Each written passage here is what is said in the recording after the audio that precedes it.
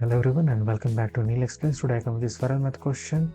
Try to solve by your own and shout out. I will give shout out if you comment whatever your answer will be, right or wrong.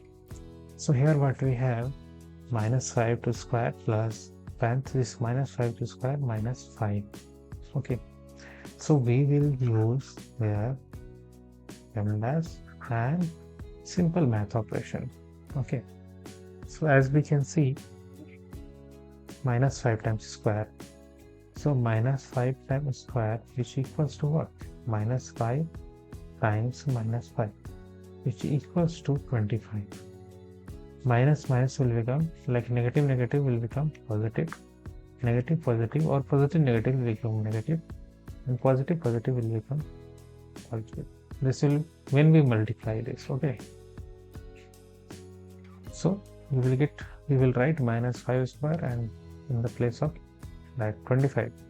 So we will write 25 here plus, actually we have to operate first this part because this is by this is, but as the operations are positive or addition, we will simply rewrite like this, minus 5.